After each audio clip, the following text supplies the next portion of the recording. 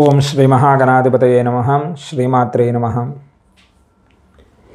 ఈ జూలై నెల మాసమంతా కూడాను కర్కాటక రాశి వారికి ఎలా ఉంది, ఈ కర్కాటక రాశి వారిలో ఏమి చేస్తే కార్యాలు సాధిస్తారు, ఏమి చేయకపోతే ఆనందంగా ఉంటారు, ఎలాంటి కార్యాలు చేయడం వలన మీరు ఉన్నత విజయాలను సాధిస్తారో ఇప్పుడు మనం ఈ వీడియోలో తెలుసుకుందాం. ఈ కర్కాటక రాశి వారికి ఈ జూలై నెల అనుకూలంగా ఉంటుంది. మీ జాతకంలో 8వ ఇంట్లో శని ఉండడం వల్ల మరియు ఈ నెల మొదటి అర్ధభాగంలో మీ జాతకంలో 12వ ఇంట్లో సూర్యుడు మరియు శుక్రుడు ఉండడం వల్ల మీరు మీ ఆరోగ్యం పట్ల శ్రద్ధ వహించాలి. కాస్త ఆరోగ్య విషయంలో జాగ్రత్త పడకపోతే మాత్రం చాలా ఇబ్బంది పడే అవకాశం ఎక్కువగా కనబడుతుంది. వెన్ను నొప్పి, నడుము నొప్పికి సంబంధించిన బాధలు కానీ లేదా ఎముకలకు సంబంధించిన బాధలు ఎక్కువగా పడతారు. అదేవిధముగా చేయి వృత్తి వ్యాపారాలు అంతంతంగా మాత్రంగానే ఉన్నాయని చెప్పుకోవాలి. ఈ నెల జాయింట్ వ్యాపారాలు అసలు మీకు కలిసి రావు ఈ నెలంతా కూడాను. కాబట్టి జాయింట్ వ్యాపారాలు చేసేవారు ఈ రాశి వారు కాస్త జాగ్రత్త వహించాలి. ఏదైనా మీరు షూరిటీల మీద సంతకం పెట్టేవారు కానీ ఎవరి కోసమైనా ఏదైనా ఉపయోగపడతాను అని చెప్పి సంతకం పెట్టించుకునే వారితో మీరు కాస్త జాగ్రత్త ఉంటే మాత్రం చాలా మంచిది. ఎలాంటి ఇబ్బందులు కలగవు. ఒకవేళ మీరు సంతకాలు పెట్టి ఏదైనా చేస్తే మాత్రం మీరు ఖచ్చితంగా ఇబ్బంది పడతారు. అంతేకాకుండా మనోదుఖం ఎక్కువైపోతుంది. మీరు ఏదైనా తొందరపాటు నిర్ణయం తీసుకుంటే ఆ నిర్ణయం ద్వారా చాలా ఇబ్బంది పడవలసి ఉంటుంది. కాబట్టి మీరు శారీరక శ్రమ అధికంగా ఉంటుంది. మీరు కష్టపడతారు, అయ్యో మీరు కష్టపడకుండా ఉండరని పదం ఏమీ లేదండి. మీరు కష్టపడినా కానీ సరి అయిన నిర్ణయం తీసుకోకపోతే మాత్రం చాలా బాధపడవలసి ఉంటుంది. అశాంతి ఎక్కువైపోతుంది. ఏం మాట్లాడినా విరోధాలు ఎక్కువైపోతాయి. కుటుంబంలో కూడా వ్యతిరేకత ఏర్పడుతుంది. బయట మనని ఎవరో అన్నం కాదండి, మన ఇంట్లో వాళ్ళే మనని అంటారు. కాబట్టి కాస్త జాగ్రత్తగా ఉండండి. జాగ్రత్తగా ఉంటూ ఏ కార్యాలు చేస్తే మీరు లాభపడతారో అలాంటి కార్యాలను ఆలోచించి 1కి 10 మార్లు అయినా సరే ఆలోచించి నిర్ణయం తీసుకుంటే మాత్రం చాలా ఆనందదాయకముగా ఉంటారు. అంతేకాకుండా భార్యాభర్తల మధ్య చిన్న చిన్న తగాదాలు, గొడవలు, పట్టింపులు, మాట పట్టింపులు వచ్చే అవకాశం కూడా ఎక్కువగా కనబడుతుంది. సంఘంలో మీ పేరు దిగజారిపోయే అవకాశం కూడా ఉందండి. కాబట్టి మీరు ఏ పని చేసినా 1కి 10 మార్లు ఆలోచించి చేస్తే మాత్రం ఇబ్బంది ఏమీ ఉండదు. అంతేకాకుండా భూ సంబంధించిన విషయాలలో నష్టం జరిగే అవకాశం కూడా ఎక్కువగా ఉంది. కాబట్టి స్థలాలకు సంబంధించింది, ఇళ్లకు సంబంధించిన విషయాలలో కాస్త జాగ్రత్త వహించండి. లేకపోతే చాలా పెద్ద నష్టం వచ్చే అవకాశం కనబడుతూ ఉంది. మీకు శని, రవి తప్ప మిగిలిన గ్రహాలు అనుకూలంగా ఉన్నాయి. ఆలస్యంగానైనా మీరు చేపట్టిన పనులు పూర్తి చేయగలుగుతారు. వాహనాలు కొంటారు.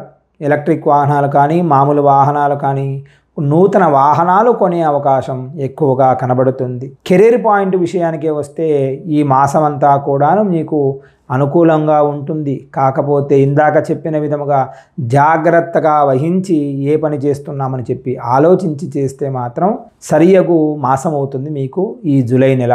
10వ ఇంటికి అధిపతి అయిన కుజుడు తన స్వంత 10వ ఇంట్లో ఉండడం వల్ల మీ పనికి బలాన్ని కూడా ఇస్తాడు. మీరు ఉద్యోగంలో కష్టపడి పని చేస్తారు కాబట్టి మీ మాట ఒక టీం లీడర్గా ఉంటారు. మీరు ఏ పని చెప్పినా సరే సార్ చెప్పాడు ఖచ్చితంగా చేయాలి, ఆయన చెప్పాడంటే ఖచ్చితంగా అది నిజము, అది చేస్తే అందరికీ మంచిది అని చెప్పి స్ఫూర్తిదాయకంగా కూడా మీరు ఉంటారు. కాబట్టి ఇది మీకు ప్రాధాన్యతను ఇస్తుంది. మీ కార్యాలయాల్లో మీ ఆధిపత్యం ఎక్కువగా ఉంటుంది. ఈ నెలలో మీకు ప్రమోషన్లు కూడా పొందే అవకాశం కనబడుతూ ఉంది. కాబట్టి ఈ నెల కర్కాటక రాశి వారు వ్యాపారస్తుల విషయంలో కానీ ఉద్యోగస్తుల విషయంలో కానీ ఆనందదాయకంగా ఉండవచ్చు. ఎలాంటి ఇబ్బందులు లేదు. కాస్త జాగ్రత్త వహించి చేస్తే మాత్రం ఎలాంటి ఇబ్బందులు లేవు. అదేవిధంగా ఈ కర్కాటక రాశి వారికి విద్యార్థులకు అనుకూలంగానే ఉంది. బృహస్పతి 5వ ఇంటిని చూస్తున్నాడు కాబట్టి మీరు పూర్తిగా కృషితో మీ చదువును పూర్తి చేయాలి. మరియు మీ చదువుకు ప్రాధాన్యతను ఇవ్వండి. ముందు చదువు, తర్వాత ఏదైనా కానీ. కాబట్టి మీరు అలా చేస్తే మాత్రం పూర్తిగా విద్య మీద దృష్టి పెడితే మాత్రం మీరు ఉన్నత సక్సెస్ అవుతారు, ఉన్నత శ్రేణులు అవుతారు. మీరు పోటీ పరీక్షలు కనుక మీరు రాస్తూ ఉంటే దానిలో ఖచ్చితంగా విజయవంతం అవుతారు. ప్రత్యేకంగా మీకు గురు అనుగ్రహం కూడా చాలా ఉంది. పోటీ పరీక్షలు ఎవరైతే వారు రాస్తూ ఉన్నారో వారికి విజయాలు కూడా వచ్చే అవకాశం కనబడుతూ ఉంది. బలమైన యోగం కూడా వీరికి కనబడుతూ ఉంది రాశి వారికి. కాబట్టి కష్టపడి విద్యను మీరు అభ్యసించండి, ఖచ్చితంగా మీరు సక్సెస్ అవుతారు. అదే విధముగా ఈ రాశి వారికి కుటుంబ పరంగా ఈ నెల కాస్త మధ్యమంగానే ఉందని చెప్పాలి. 4వ ఇంటికి అధిపతి అయిన శుక్రుడు ఈ నెల ప్రారంభంలో 12వ ఇంట్లో ఉంటాడు. మీ ఆర్థిక స్థితిని పరిశీలిస్తే ఈ నెలలో మీరు మీ ఆదాయంలో పెరుగుదల బాగుంటుందండి. డెవలప్మెంట్ పరంగా ఎలా ఉందయ్యా అంటే డెవలప్మెంట్ ఉంటుంది, కానీ ఖర్చులు కూడా అధికంగా ఉన్నాయి. ఖర్చుల విషయంలో కాస్త జాగ్రత్తగా ఉండాలి.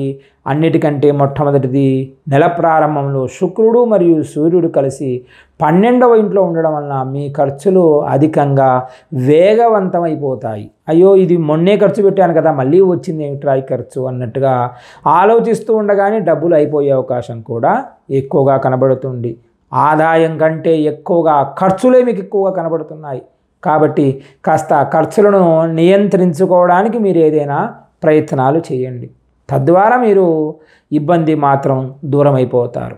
ఈ నెల ఇందాక చెప్పిన విధముగా ఆరోగ్యం కాస్త అంతంత మాత్రంగానే ఉంది. కాబట్టి మీరు ఆరోగ్య విషయంలో కాస్త జాగ్రత్త తీసుకోవాలి. ఆరోగ్యం అతి పెద్ద సంపద. మీకు ఏం పర్వాలేదులే, ఎంత కష్టపడుతున్నాను కదా, ఆరోగ్యం అవసరం లేదా అంటారు.